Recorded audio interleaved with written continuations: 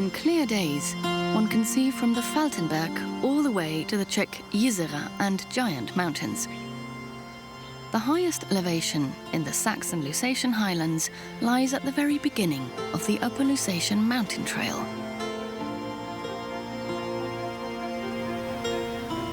Wanderers who embark on this trail are rewarded with a special landscape of thick forests and wild meadows.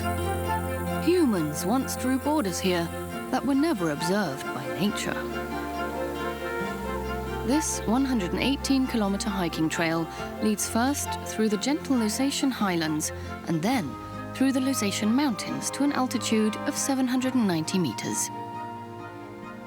Two sections of the trail run directly along the German-Czech border.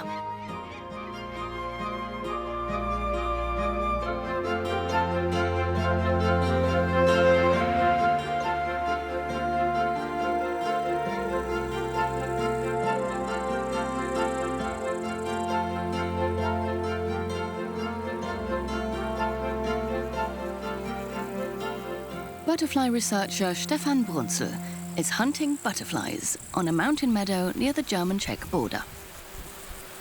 He investigates biodiversity in areas near borders, and the colorful butterflies are considered to be indicators of the quality of a habitat. Anschleichen. Creep up, keep calm. There, got it.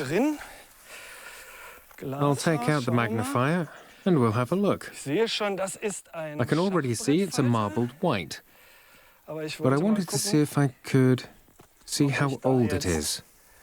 You can tell by the wings, and you can also see if it's a male or a female when you look at the abdomen. Let's have a look. It's a marbled white, typical of colourful meadows, but are low in nutrients. That is, that are used extensively and not fertilised. Looks like a female, yes. It probably wants to lay eggs here soon on some grass.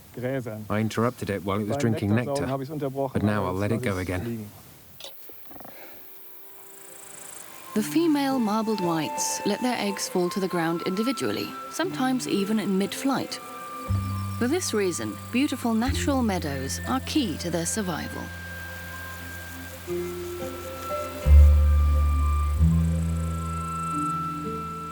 Borders often have the effect that the land or the habitats haven't been used to an extreme extent because a border was there. You couldn't just cross it, or there was some kind of meadow border, a property line. That often means a somewhat extensive usage.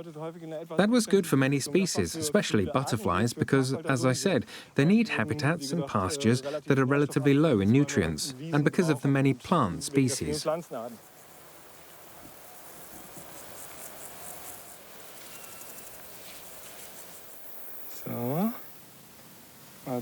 Here's a male scarce copper, the prettiest and rarest we have here on the upland pastures.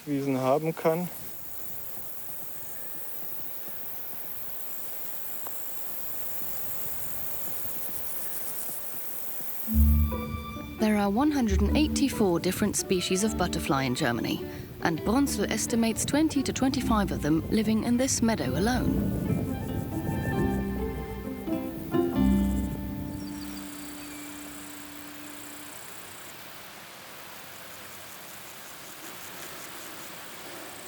With a number of detours to the hinterland, the Upper Lusatian Mountain Trail runs through the border region between Saxony and Czechia, twice even directly on the border. The Schluknov Hook region on Czech territory projects up into Upper Lusatia. This is the northernmost part of Czechia. Locals used to call the region the Bohemian Lowlands. Mostly Sudeten Germans lived here until the end of the Second World War, when it was much more populous than it is today. The houses have disappeared, and nature stayed behind.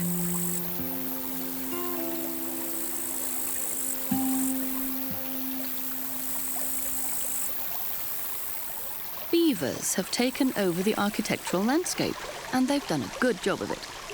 These master builders have created reservoirs with the help of dams. When the water level sinks, they can prevent enemies from getting into their dens because the entrances are located below the surface of the water.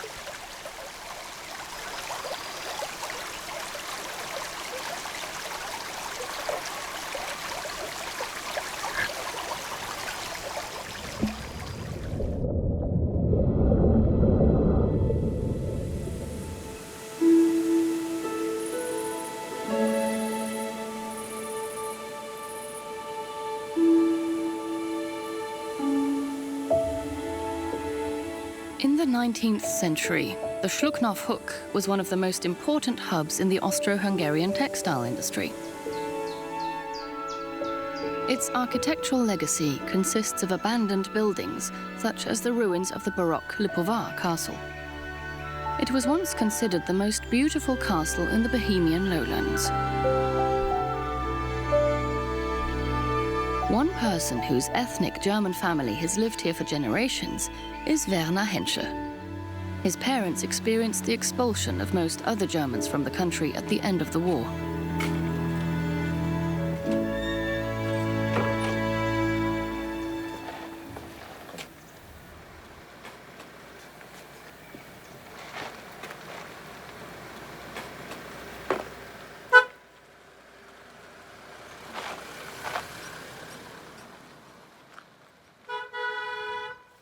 It must have been awful for the people. After being here for nearly 1,000 years, they had to leave and were scattered all over the world. For 45 years, Werner Herzog worked right here on the border, in Czech forestry management and nature conservation. Decades ago, barbed wire was rolled out where the Upper Lusatian Mountain Trail runs today.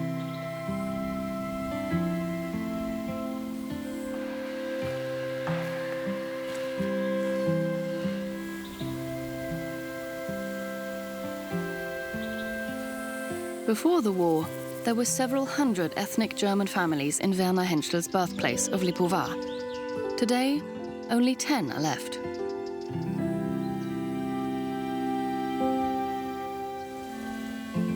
The stone remnants of a forest theatre, evidence of past cultural life. Only a few of our family remained here. We stood in front of the school, waiting to be expelled, all ready with crates. I was in my buggy, and some industry specialists were selected to stay. People like Werner Herzog's father, a technician in the textile factory, were tolerated. The family was permitted to stay. Today, just a few individuals are left. The old ones have died. And after the war, not many young people were born. Then, before 1968, many who were still here migrated to the west, because you could no longer progress in a big way. Everything in the Schluknov hook went downhill. Das ging bergab, der ganze Schluckenauer Zipfel.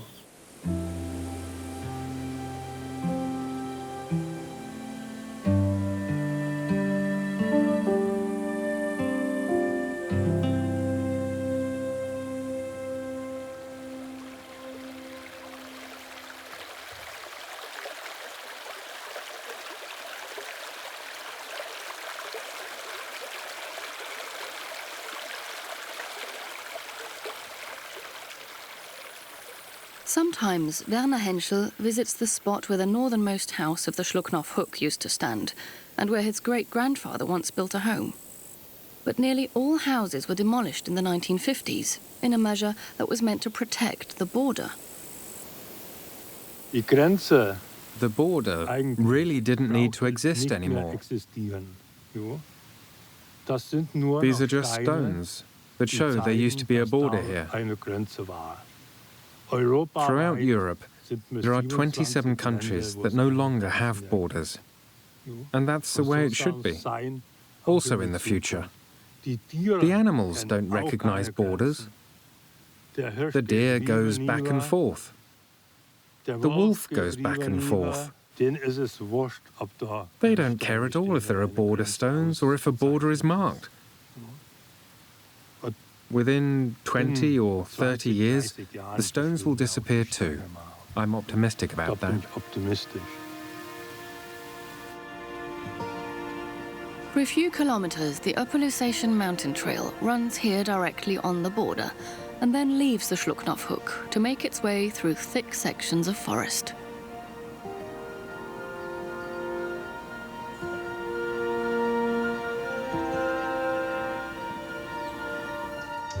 These forest dwellers were considered extinct in many parts of Europe a few decades ago.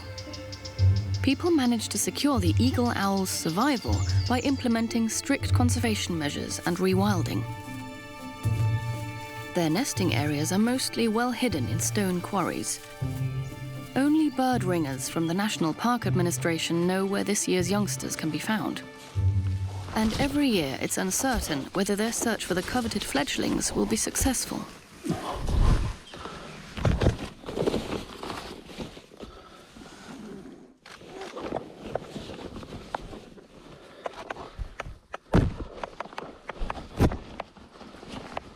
You just go into the stone pit.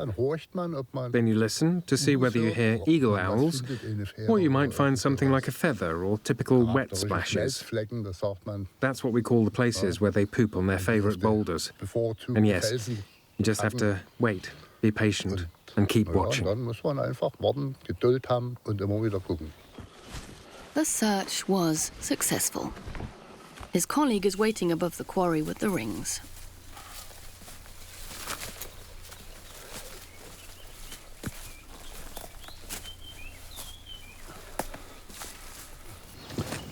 There are two, male and female. They're definitely a good 6 weeks.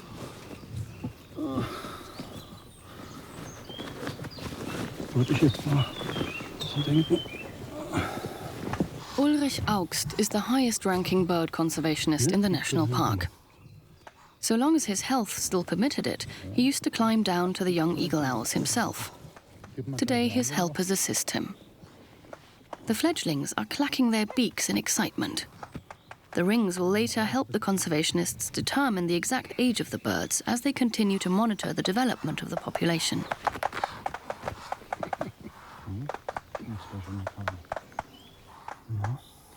So, da halte mal den Arsch.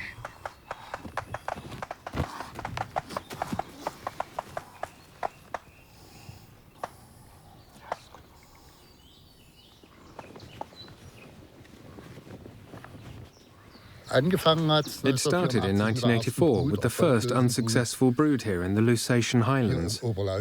And then new places where they were found were gradually added. This year, we only have 2 fledglings that are here in the backpack. All the other pairs have either not brooded at all or have lost their broods. They have settled on all the suitable quarries, and of these 8 to 9 territories, or pairs that are here every year, only 2 to 4 of them brood. More don't brood because there's no food. So it's probably, or certainly, because of the lack of food. There are certain places where they brood almost every year, and others where they brood only every 5 or 6 years. And even then, it doesn't mean the brood is necessarily successful. Since nature makes no guarantees, it will only be apparent in the coming year whether the eagle owls are breeding again. About 20 kilometers onwards, the first day's stage of the Upper Lusatian Mountain Trail ends at the frontier town of Zoland. Here, Nicole Wehle is tracking a phenomenon that can be admired every year during the summer and winter solstice. At these times, the sun shines precisely through certain openings in this pile of granite rocks, which the locals call Thor's Anvil. But who piled up these stones? It has been proven that some of the stones that were found here did not come from this area, but were purposefully constructed here. Though some of the stones were just from around here, and people probably used what was available and built what they needed. A kind of prehistoric sun observatory? Nicole Wehler knows of other examples on the German and Czech sides. On the 21st of June and the 21st of December, the sun is at precisely the right angle at sunrise and sunset to shine through the openings.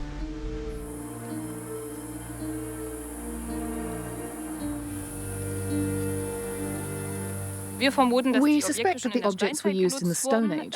They might even be older than Stonehenge. This is all conjecture, but what we've researched up to now shows that it was a very long time ago. There is also global research, an international network that Austria is also part of. We've communicated with people in Dubai about it, and every year on the day of the summer solstice, we have this network surrounding prehistoric sun shrines. They recall a time long before Christianity came to the Lusatian Highlands, when the people here still found their gods in nature.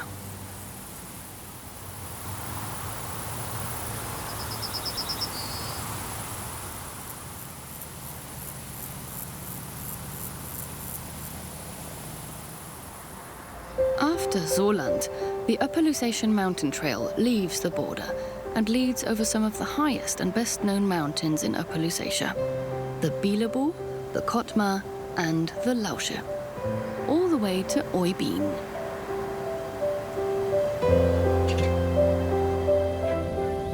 On the next stages through the Lusatian Highlands, wide plains alternate with faraway ridges, occasional villages and forested areas.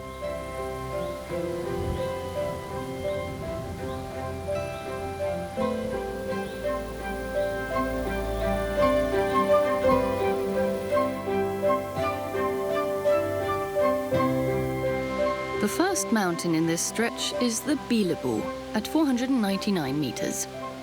It gets its name from the Slavic folk of the Upper Lusatian Wends and means white or good god, as it was supposed to provide protection.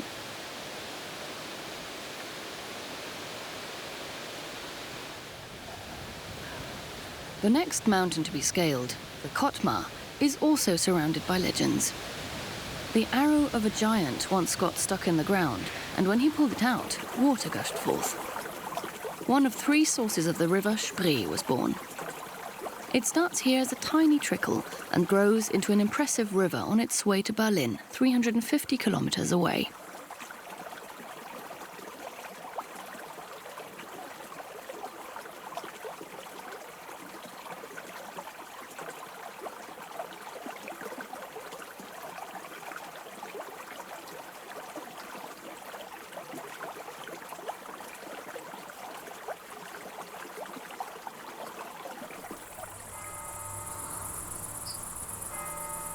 A detour from the trail leads through one of the prettiest little villages in the area, Oberlausitzer. Here you'll find 250 of the half-timbered houses that are typical for the region. They go back to the first settlers from Franconia about 600 years ago. They combined the Slavic log-building style with Franconian architecture to create their houses, which are exclusively found in the border triangle of Germany, Czechia and Poland. Their characteristic feature is the block plank living area, which is surrounded by the actual half-timbered house, a wooden frame construction. The weight of the roof and the upper story are borne only by the wooden support frame.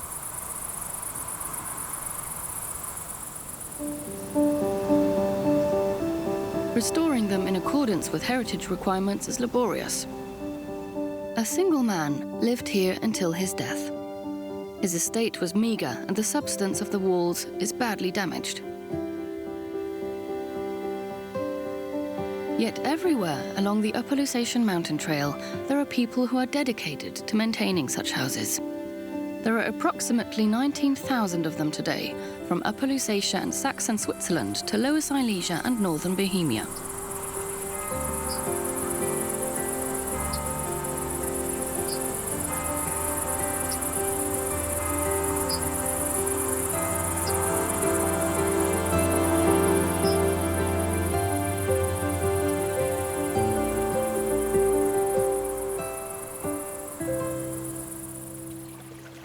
On the other side of the border, on the edge of the community of Warnsdorf in the Schlucknov Hook, Czechs have discovered Upper Lusatian houses for themselves.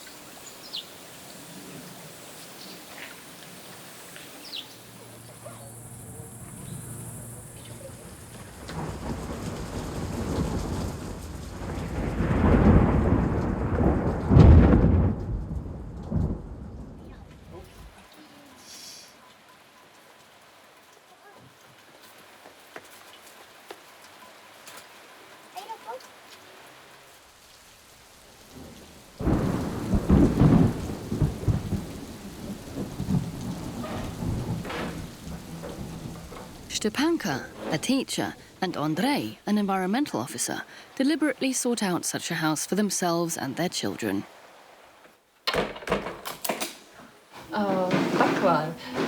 For us, it wasn't just about the kind of house. We wanted to live near our parents, who live not far from here. That was one of the conditions. And then what else was important to us was the location of the house. So an Upper Lusatian house was one criterion, but we had others as well. One of the most important was the location. And we also liked the basement. The Delohis family had already been preoccupied with the architectural features of Upper Lusatian houses for some time. But their new home confronted them with unexpected challenges. And then the problem was that there had been modifications to the house in various periods, like during the communist era. That meant all the pretty, valuable features were hidden under something, covered up, which made more work for us. First, we had to take off everything that wasn't original and then restore it to the old, original version. Especially the parts made of wood were hidden and all covered with metal and slabs. We had to open it all, remove it and renovate it. Now everything is finished, and the 6 members of the Delohi family are Upper Lusatian house pioneers in the Shluknov Hook. The community of enthusiasts for these architectural treasures is also growing constantly in Czechia.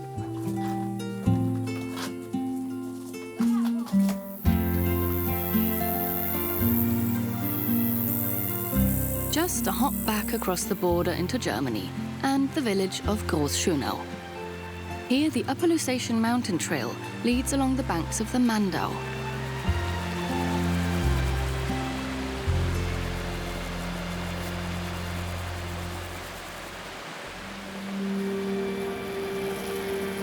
Suddenly, there's the smell of fire in the air.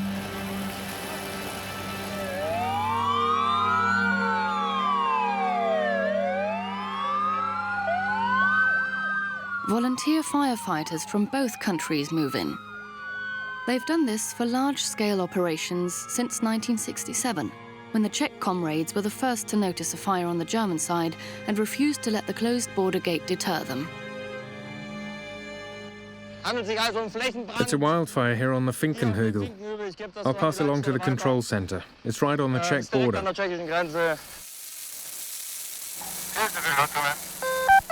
We'll increase pressure.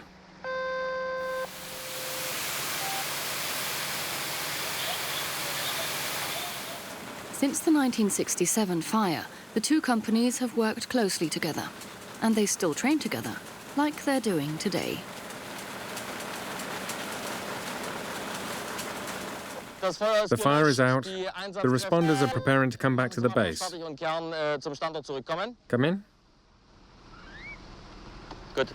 They even signed an official cross-border firefighting contract. The agreement provided us with the framework. It gave everything an official touch, some insurance, and it included all the necessary conditions. Though, of course, friendship doesn't require a contract.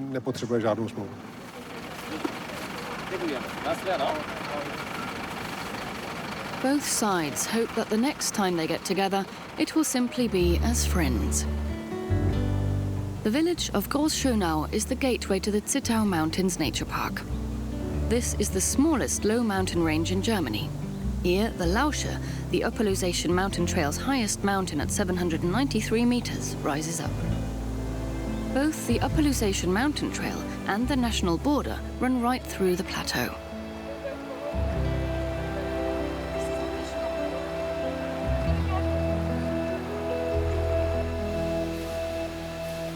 About 30 million years ago, the Lausche and its neighboring peaks were small volcanoes. About 500 were active here for a short while. The Lausche is the remainder of two of them and part of the Lusatian volcano field. On the German side of the Lausche, geologist Jörg Büchner is searching for traces of the volcanoes in the rock in order to draw conclusions for active volcanoes.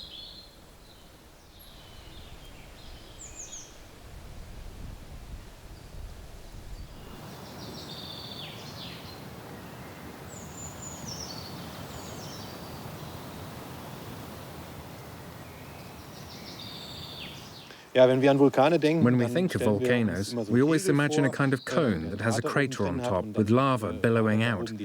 That's not the case here. Here, nature has worn down most of the volcano so that we're really only seeing what's left of it. The conical mountains are the only remains of volcanoes. And we're standing here right in the middle of this old lava lake. The actual lava lake and the actual cone are above us, or were above us, and are no longer there, so we're standing in the middle of the volcano.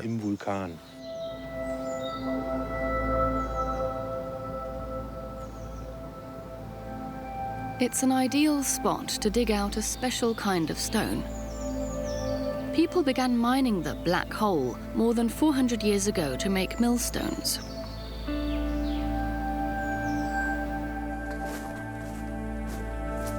Büchner is interested in the connections between geology, the landscape, and culture. In this human-made quarry, he can trace their interaction.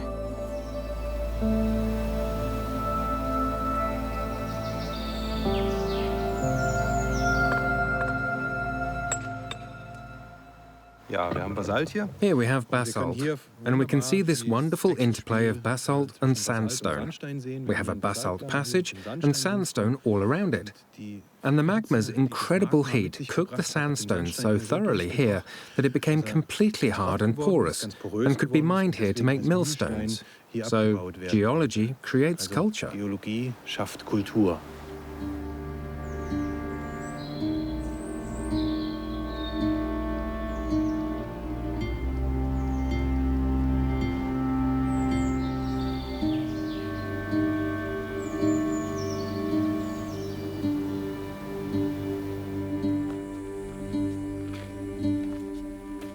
A bit further down the Lausche, biologist Paul Lippisch is on the lookout for a wild returnee in the middle of the Upper Lusatian Mountain Trail.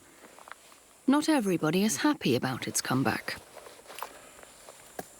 Hidden from hikers' eyes, he has installed his photo traps.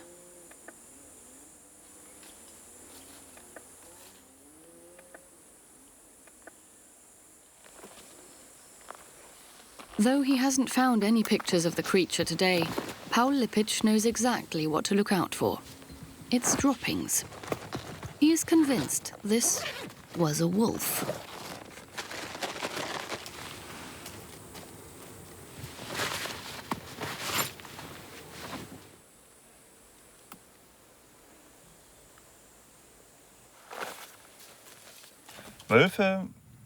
Wolves don't just leave feces behind to relieve themselves. They mark their territory with them. And we use that to get information about them. For one thing, we can analyze these fresh droppings genetically to prove it really is a wolf or to identify individual wolves. And the second thing I would use this dropping for is a diet analysis, to determine what it has eaten from what it has left behind.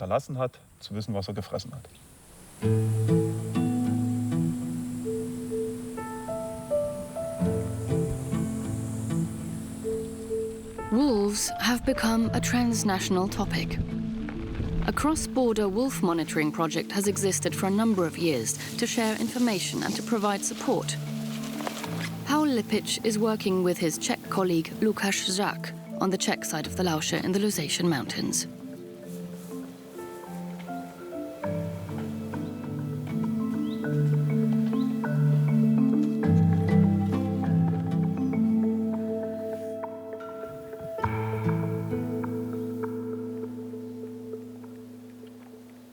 Here is the first one. So it was the middle of July. First pictures. Now we can count them. So I think 1, 2, 3, 4. 4 is clear. But there is another series. The lowland areas on the German side are being increasingly settled by wolves. On the Czech side of the Lusatian Mountains, this development seems to be progressing more slowly.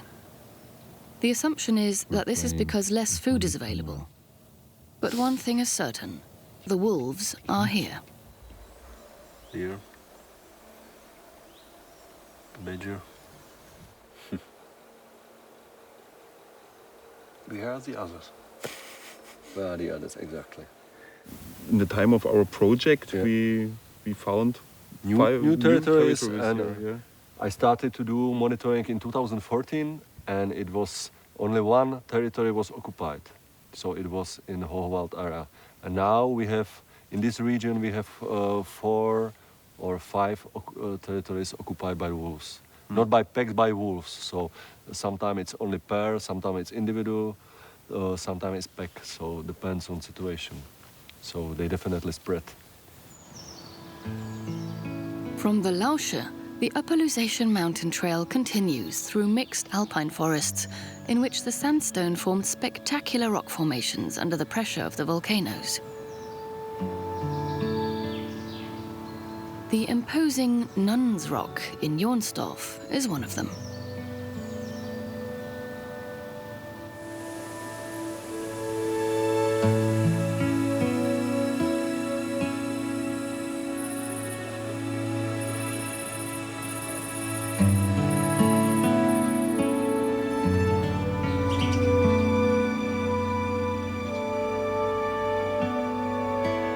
The Lusatian Mountains have always been a paradise for climbers. Not long ago, the border divided the fun. But today, one can choose freely which peak one wants to conquer.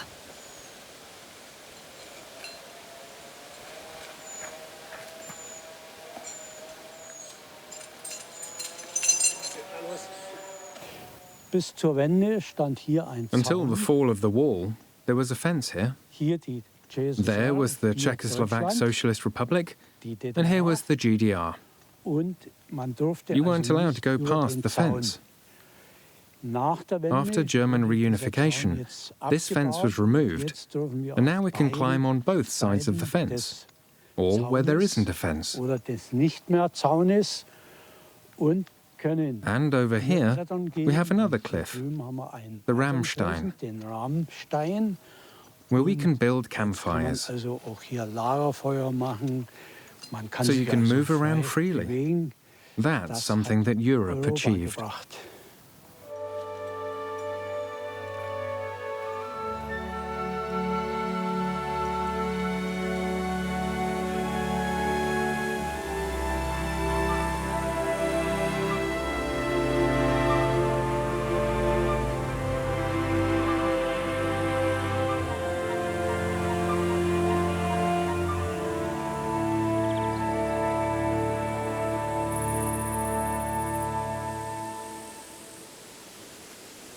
And once again, the Upper Lusatian Mountain Trail leads back towards the border.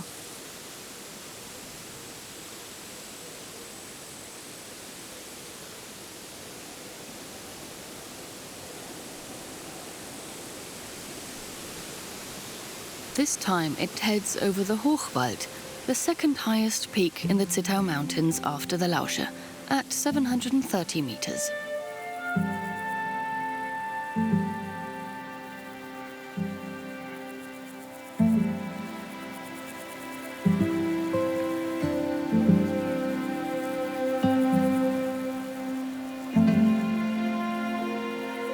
There were once 2 mountain inns here on the plateau, a Czech and a German restaurant. Here too, the border leads right over the ridge and separates the hikers to the east and the west. Only the German inn remains.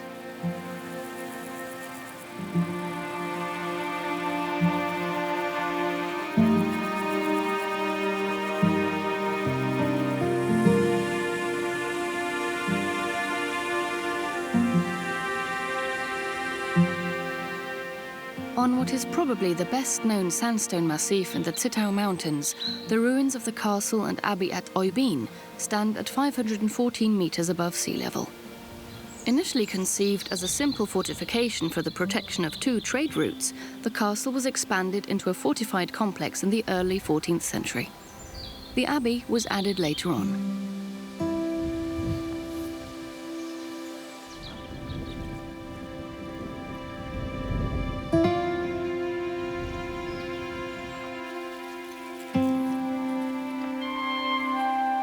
As often as she can, Simone Hohlfeld cares for the Abbey garden. Yet she mostly guides visitors through the complex and answers questions about Umgebinde's tumultuous past. I think everybody who comes here senses its particular magic. We see it in its appeal to the guests who come here. They always say how beautiful it is. Architecture, embedded in nature. And then, when it's entirely still, this is why I never feel alone here, you hear the voices of so many birds, of animals. Now and then, something crawls through the grass. It really is a very atmospheric place, which I think made a big difference back at the time. The people described it as divine, spiritual. I think we still sense that today, if we want to. For 200 years, the castle and the abbey existed alongside one another. A lightning strike in the 16th century and a rockfall 100 years later destroyed part of the complex. But the abbey garden survived it all. They already had gardens like this in antiquity, and the abbeys continued developing them. They used the gardens not only for their beauty, but for their medicinal herbs. Though beauty was always part of it, which is why they didn't merely plant herb gardens, but abbey gardens. They grew flowers to decorate the church, like here, for example, and there are also symbolic flowers and plants that people use for all kinds of things, including in rituals.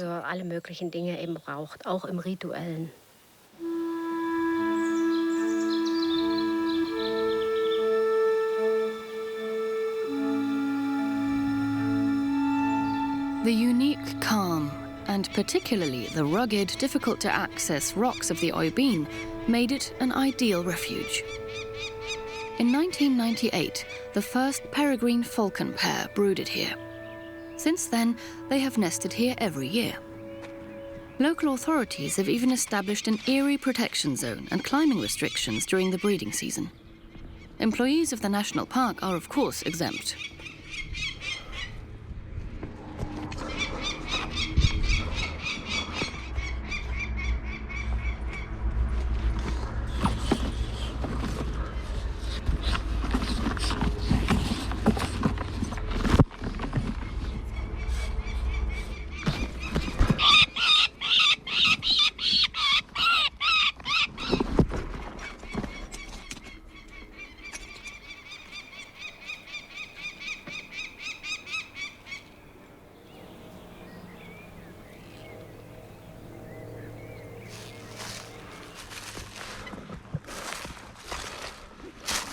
The young peregrine falcons are next in line after the eagle owls.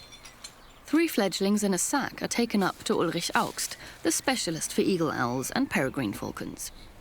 The birds' migratory movements can partially be tracked with rings.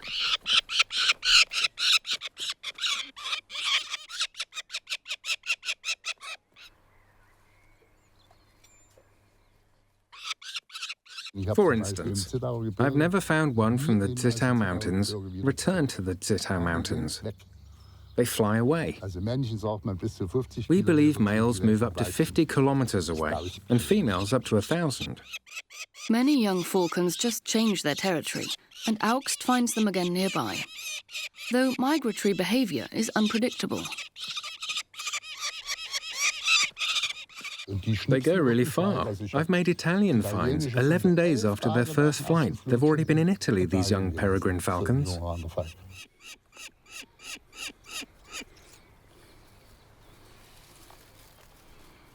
But until it's time to take off, the Umgebinde falcons must still spend 3 weeks in the Eyrie.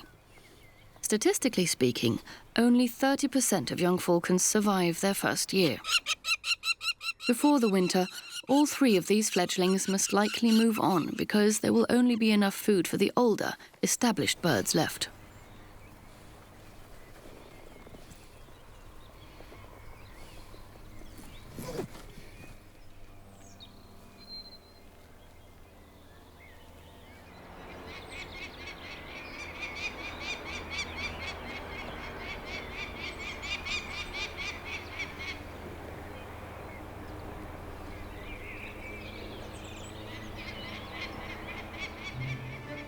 From the point where 3 countries meet in Umgebinde, the path on its last stretch leads alongside the Polish border to the destination, Zittau.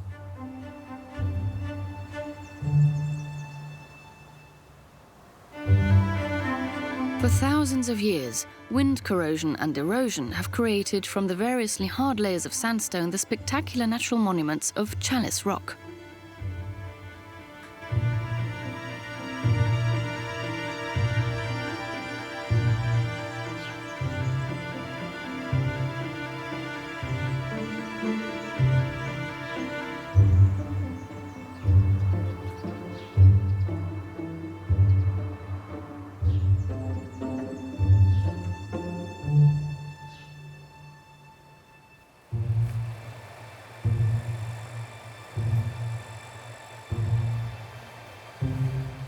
The Upper Lusatian Mountain Trail reaches the border one last time near Hartau, meeting the river Neiße.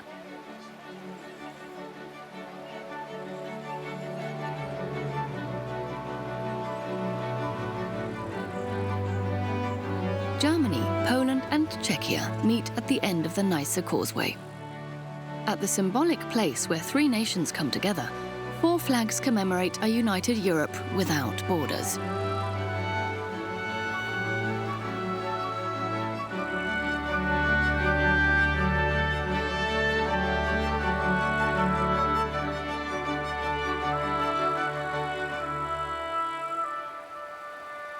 The city of Zittau is waiting in the distance on the last leg of the trail. If lucky, one can listen to the tower trumpeter Felix Weichelt and look back on nearly 120 kilometers of lush green nature, mountain peaks, and national borders along the Upper Lusatian Mountain Trail.